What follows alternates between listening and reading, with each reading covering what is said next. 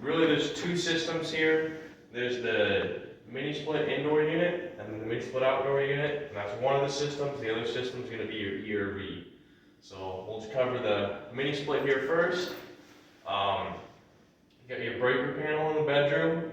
Power feeds from there to the outdoor heat pump, and then there's a disconnect out there to pull and turn plug, and then from the outdoor unit, power comes back to the indoor head. So the indoor head does not directly connect to the breaker panel, so there's only going to be one disconnect in there for the entire system. So power comes here. This communicates through the power wire with the outdoor unit, so there's only one wire. Wireless thermostats for control here. So wireless thermostats, one thing to note on these, battery powered. So if they complain about their thermostat not working, probably the batteries. What's the life expectancy of those batteries? 2 years, maybe?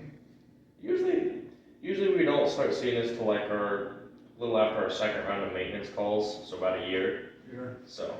And they're what, double A's? Yeah, double A's. Okay. So probably just when you turn your tenants over, change them out would be my recommendation.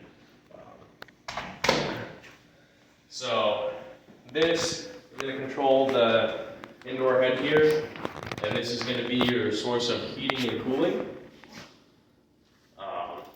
Take a look at the thermostat here. So pretty simple controls. You got your mode, so you can cycle through your mode. So you turn it off, and then you have your heating, your cooling, just your fan to circulate air, and then auto. So typically we just run stuff in auto.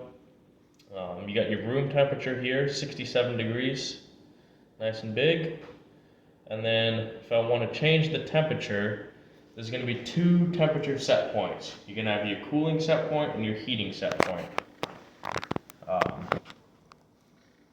So it's kind of a little bit funky how this works. So if I'm changing my temperature, it's going to pop up as cool here.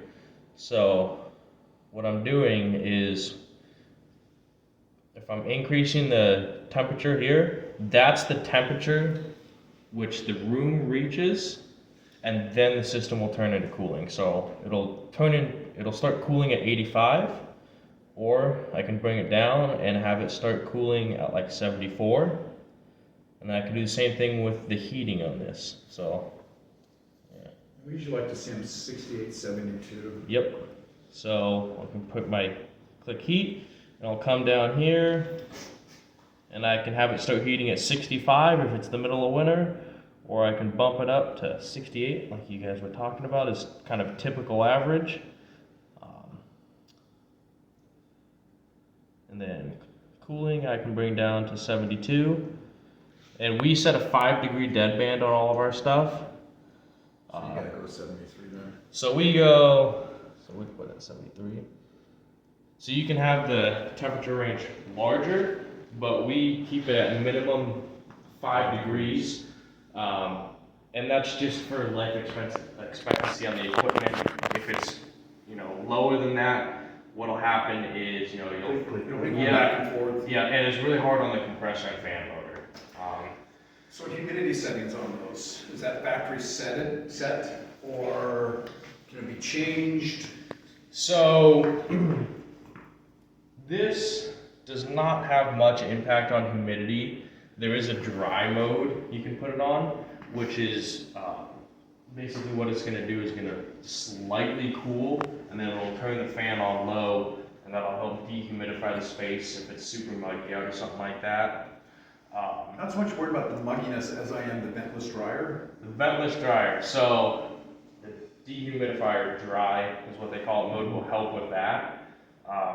Biggest thing with the ventless dryer is we can hop over here and look at the ERV system. That's what's going to work. That's in the bedroom closet, isn't it? Yep. Yeah, that'll pull that. Oh, there.